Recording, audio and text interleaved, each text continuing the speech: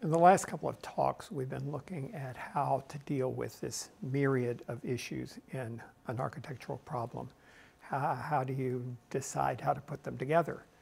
And then we were looking at an idea that Paul Rudolph put out in the early 1970s, a notion that you've got to choose what problems you want to solve, and then you have to ignore many aspects of a building.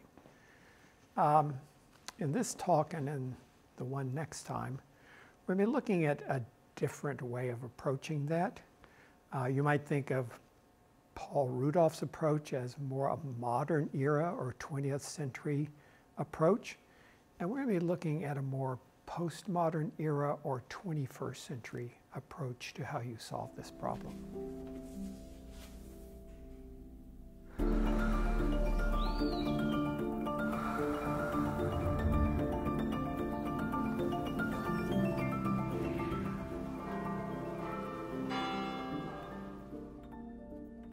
So in many fields, we see this huge shift in just the way we think between the modern era, the sort of last half of the 20th century, and what we might refer to as a postmodern era, more in the latter part of the 20th century and the beginning of the 21st century.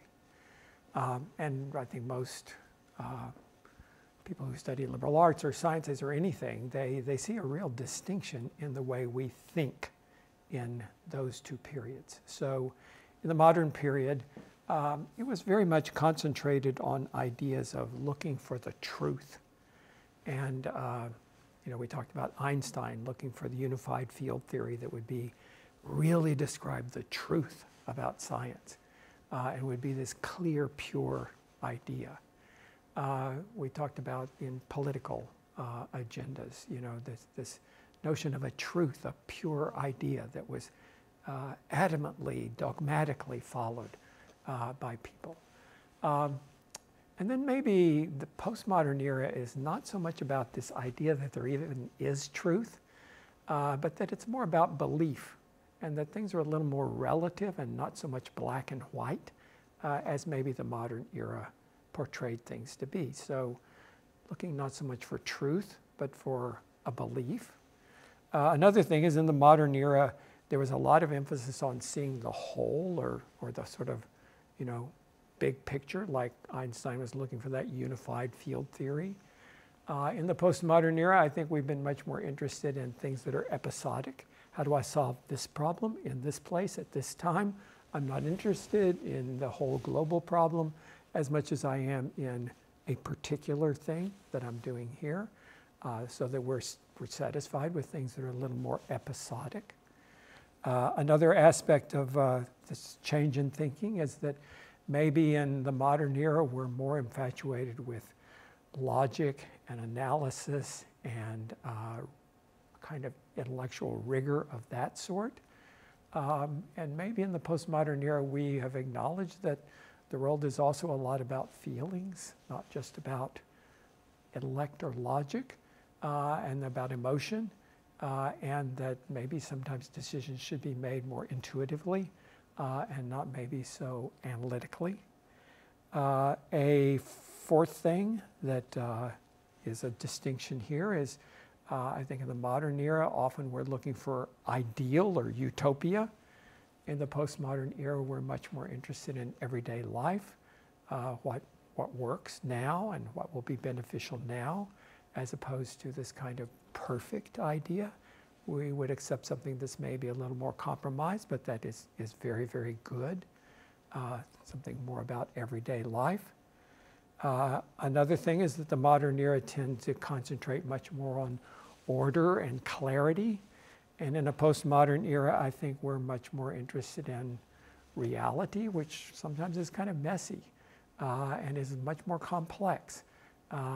So there is a difference in attitude and thinking between, let's say, the middle of the 20th century and now well into the 21st century in just the way we think and approach problems in many different ways. And you can see that in the difference between modern literature and postmodern literature. In modern literature, there's a pretty clear narrative There's a beginning and a middle and an end. There is that notion of the whole instead of something being episodic. There is the idea of it having a kind of truth to it. There's right and there's wrong. There are good guys and there are bad guys. Postmodern literature is full of ambiguity and time warps and episodic occurrences, and it's just way, way, way more complex. The same is true of the difference between modern filmmaking or postmodern filmmaking, or modern television or postmodern television.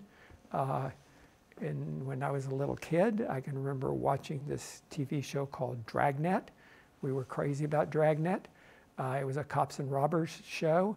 It had maybe 5 characters, and the same 5 characters were in every single episode, every season for many seasons. You knew exactly who these people were and what they were going to do. It was very predictable.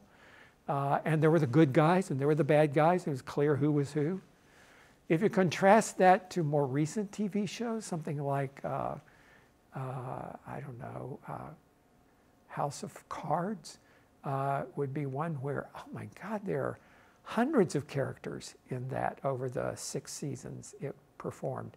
And they're constantly changing suites of characters, and there are tons of little episodic events that happen throughout the, and sometimes they'll deal with one episode a little bit in this sequence, and then it'll crop up again 3 episodes later. So the storytelling is not this simple, clear narrative. It's a lot of little vignettes, and it's not this a few characters that some are good and some are bad, but some characters that you fall in love with are heavily flawed, and some characters who do terrible things then are kind of endearing in another way. And all of the ambiguity of real everyday life is kind of built into these art forms of television or film or literature. I read the entire 5 books of Game of Thrones, and oh my God, that is such a piece of postmodern literature. It's like probably 1,500 characters, and all of them have incredibly complex names, and some characters are called multiple names. She's Dany, sometimes she's Daenerys, sometimes she's the Dragon Queen, sometimes. They're taking place in all different locations, in hot, arid climates, and in freezing cold up by the wall, and it just is, and they're going back and forth all the time, and something happens, and then 8 chapters later, they pick up on some little nuance that was in that, and that's the main storyline. That's postmodern thinking. The ability to synthesize lots of things, lots of complex things, all at the same time. And not that notion of having to make a simple one-liner out of a narrative. Now, I think that thinking has had a big influence in architecture. And there certainly are architects that are practicing in the 21st century who really look for that kind of synthesis, not that kind of choosing one aspect of the problem, but really reveling in the complexity of the problem, even the chaotic quality of the problem, and trying to find solutions that hit multiple issues and really bring them all together. That, I think, is another way of solving this problem of the myriad of issues that are there and real in any architectural problem. So I want us today to just look at one building. We're going to be looking at this building in San Francisco. It's the de Young Museum by Herzog and de Meuron. It was completed in 2005. Herzog and de Meuron are world-renowned architects now. They're at the peak of their career. They're making lots of amazing buildings all over the world. But at this point, they were pretty early in their career. But they certainly were this kind of new wave of thinking, a very different way of approaching architecture. Now, just as an aside, we almost got a museum building by Herzog and de Meuron on this campus. Back in 1999, when they were just starting the planning for the Blanton Museum, there was a call for architects to submit their credentials from all over the world. We got like 80 submissions of the best architects in the world. This blue ribbon committee of arts leaders in the state narrowed it down to, I think, 8 architects that were brought to the campus. They all gave public lectures. They interviewed with the committee. Then they would narrow it down to 3 architects, and the committee went to see their work in Finland and in Germany and in California and in Seattle, and really did their homework. And out of that whole process, they selected Herzog and de Meuron. And then they began the design process for what would be the Blanton Museum. And they came up with a first scheme that, oh my God, in my mind was freaking amazing, gorgeous scheme. But it was presented to the Board of Regents and they didn't like it. They rejected it, said, no, we want something with a red tile roof. And so Herzog and de Meuron went back to the drawing board. They came up with a second scheme that had a red tile roof. But it was very cool. I didn't think it was quite as good as the first scheme, but it was very, very cool building. But again, that one got rejected. Then they actually did 12 small kind of vignettes or ideas of an approach to the building. Took that to the Board of Regents. That again got rejected. And finally, we lost Herzog and de Meuron as the architects for that building. They then went on pretty much immediately to do the De Young Museum and start the design of it. And it was completed, as you can see, in 2005. When it was completed, Time magazine did a huge article on it. They said it was the best building of the 21st century in America, just lauded it. Herzog and de Meuron then went on to do the Bird's Nest for the Olympics in Beijing in 2008. That one got enormous international press. It was just all over the world on television during the Olympics, and they were given credit for it. I can remember, and then they went on to win the Pritzker Prize. So they're renowned architects, but we lost them. Now, I remember about the time of the Olympics, I was walking in my car, and my parking space was near the business school, and it had a bunch of business faculty members who parked there. And so there was this guy who I knew was a big dog on the business school faculty. I didn't really know him very well, but I knew who he was.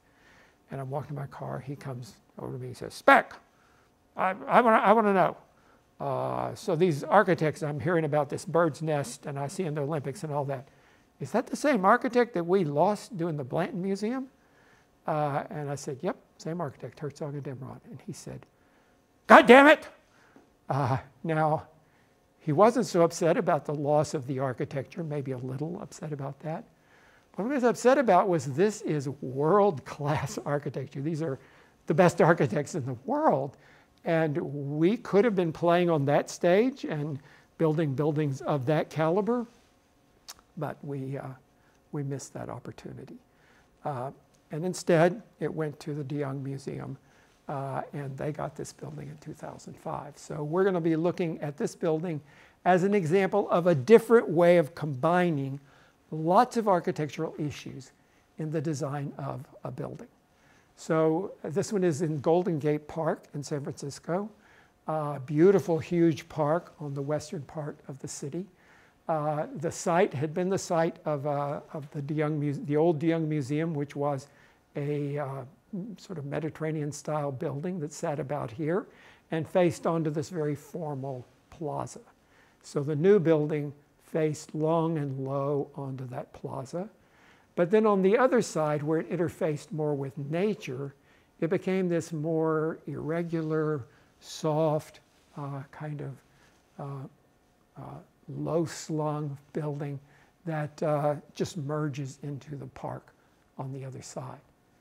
A very prominent feature of the building is this tower. The tower is kind of a major sculptural element. It's an icon for the building. It's kind of the emblem that one thinks of when one thinks of the De Young Museum.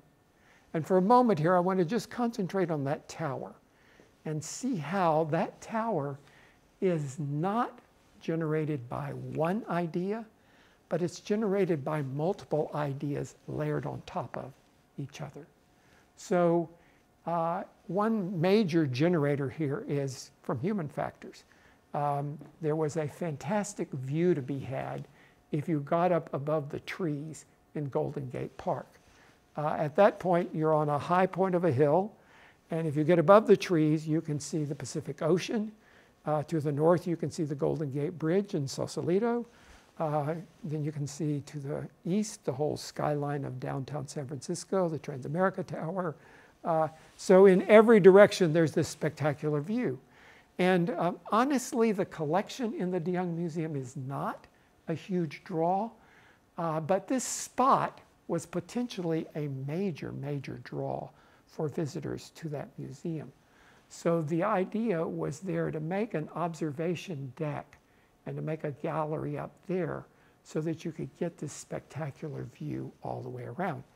So they took some of the program elements like the curator's offices and the administration and all of those things and put them in a very good location away from the major galleries and stacked them up here. And at the very top, they've made this big observation deck to get that view. So it's functional, programmatic, human factors that are generating the tower that's there. But it's not just that. It also is in some ways physical considerations because as the old building that was here had to be torn down because there was an earthquake, and the earthquake destroyed the structural integrity of the building and they had to tear it down. So it's a very earthquake-prone area. You could have built a pretty simple tower here that maybe had an X and a Y axis. But in an earthquake, what you're worried about is lateral loads, shifts that would create lateral forces in a building. So by twisting it, by moving that long axis around in the building, you're able to resist those loads, not just in the long axis here, but in the long axis there. And that twisty shape actually makes it resist those structural forces in an earthquake better than if it were a more regular tower. So it's being generated in part by physical considerations and by trying to resist this eccentric structural situation in an earthquake. And then it also is, of course, generated by form. It's meant to be a sculptural object. It's interesting, it's dynamic, it's eye-catching. And really it is form and physical considerations and human factors that are all combining to make the shape and form of that one design gesture. Now that's not choosing what aspect you want to address. It's saying, I'm thinking of all of those aspects, and how do I find that solution that's not just doing one thing, that's not just a one-liner, but instead is operating on many different levels at the same time. Now that's a distinctly different way of design thinking. It's not good enough to think, oh, that's a good idea to address that problem. A really good idea addresses 4 or 5 problems at the same time, and that you're bringing those together to make synergy happen. So that's looking at that tower as an example. Another example might be the skin of the building. The whole building is wrapped in this beautiful copper skin. So it's a big, long, interesting, complex set of shapes, but the thing that binds it all together is this copper skin. And the design of that skin is, again, using many different factors to create a solution to many problems, not one problem. So that copper skin is perforated and also dimpled. So the perforations are there so air can move through it, and when you need to, you can make it ventilate.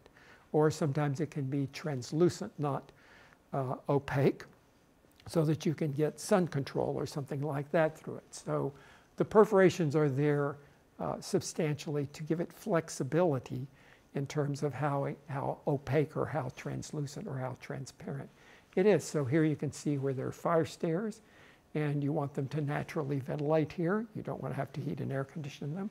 So you're getting these widely spaced perforations, and that's allowing a natural ventilation in that stairwell.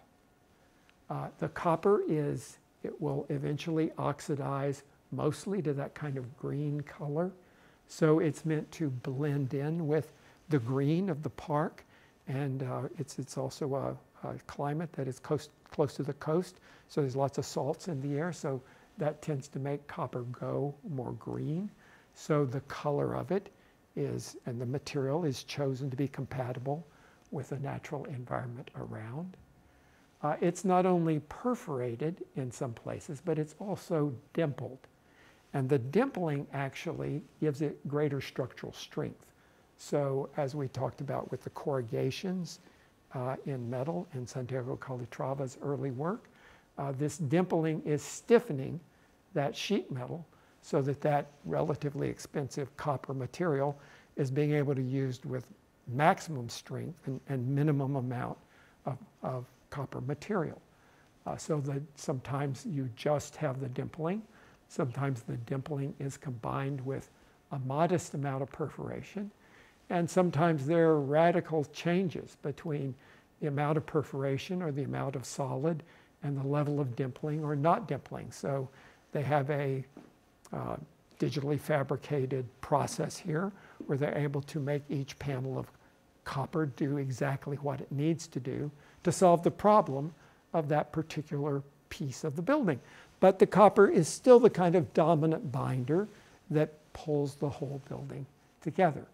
So it's working in terms of form to unify the whole building. It's working in terms of physical considerations because it's able to sometimes ventilate or sometimes be solid or sometimes control the sun. It's working in terms of human factors where here it's actually becoming the signage. So it's spelling De Young, Y-O-U-N-G, De Young Museum, just in where the perforations and the dimpling occur. Here it's sun shading for a large amount of glass that then has horizontal sun shading on that south side of the building. Other places, it's a big overhang so that it's providing shelter for a picnic and patio area outside the restaurant there that lets kind of dappled, softer light in there. So in terms of form, it's connecting that patio to the rest of the building. In terms of physical considerations, it's creating shade and some shelter there. And in terms of human factors, it's making a nice patio space for events and for just al fresco dining outside the cafe. So all over in the building, you're seeing these variations in that copper skin. And it's just kind of fascinating to see that same material and basically that system respond to so many different conditions and so many different needs in the building. Here it's a big intake for the air conditioning system and just letting air come into the building. But instead of ugly louvers interrupting that and making ugly form, instead now it gently accommodates that physical considerations need with something much more compatible with the overall attitude toward form. So here we are looking down on the roof of that lower portion where most of the galleries are. There's constantly this interaction with the outdoors. So these slivers of courtyards come into the building. The building itself, as I said, on the side next to the park is kind of soft and green and amiably interacts with the landscape there. As you start to enter the building, it gets much more urban, much less about the park and more about, now getting ready to have this art experience. You walk through this sally port right here. The sign, De Young, is right there. You walk past this wall. We'll see in a minute, that's a wall of the auditorium where you get this kind of connection of indoors and outdoors. You go into one of those little sliver courtyards, going then into the front door of the museum here. That sliver courtyard, one time when I was there, they were doing a dance performance, and it is a venue of its own, the little courtyard there. Once you get inside, you're in this big lobby, and you sort of decompress and get your tickets and get ready to go into the museum. That's the auditorium that's just off this lobby, and that's that little area where we were looking, and you can look from the auditorium. You see people passing by and going into the courtyard across there. But now the auditorium is doing multiple things. Yes, it's being an auditorium where you can show slides and you can have a performance, but at the same time, it's a way of sort of connecting you back to where I came in and giving you a hint about the rest of the building, another action that's happening in a very subtle way. Again, never is something just doing one thing. It's always doing multiple things at the same time. A great example of that is this stair that takes you from the first floor up to the second floor. It's a social stair, so it's got places to sit along here and then places to walk more along here. That's that stair right here. Again, one time when I was there, when they had all these dance performances all over the building, there was a whole crowd sitting here, and this was a place to watch a dance performance right there. So it is a venue for performance. It is a stair just for walking up. It's a place for casual just hanging out there and looking at the art around. Again, never just one thing. It's multiple things. And there's never just one way to experience the building. You could have gone up that stair to the second floor, or here's a much more meandering path that goes by these green spaces and courtyards and gives you a little bit of, I don't know, psychological relief from just looking at art and the kind of intensity that that might have. There also are galleries of all sorts. You can be up on the top of the world in this gallery and looking at the Pacific Ocean and all around, and with this beautiful sunshade that's filtering the light there. And there's some kinds of exhibits that are appropriate for being up there. But also you can be in the sort of more normal galleries lit by these little sliver courtyards that come in and always give you a little bit of relief so you don't have museum fatigue. You're not just constantly going room to room to room, but there's a little bit of nature enriching different parts of the museum. And then different kinds of collections have radically different rooms where they're displayed. They have a lot of artifacts from the South Pacific and from traditional and indigenous cultures there. And they are in this very big dark room with kind of a low ceiling. All of the lights make these objects just glow, and these precious small objects look so spectacular in that space. But that's a very different gallery than where the modern art collection is. This modern sculpture primarily, big high spaces, big white rooms, tons of natural light in there. Very appropriate for this part of their collection, but radically different from that other gallery. And then they have a very eclectic collection in the De Young. And this is an area where they have paintings from the American colonial period, but they also have tea services and accoutrements and little bits of sculpture. And those are in rooms that are very rectangular, very regular, kind of traditional, nice light in the center of the room, wood floors, very warm. Very appropriate for this kind of art, but very different from the other galleries that were exhibiting other kinds of art. So again, episodic, not thinking I have to have one kind of gallery and I do it over and over and over and over. But instead I can have radically different kinds of galleries that heighten each of these experiences. So again, a very postmodern attitude toward the building.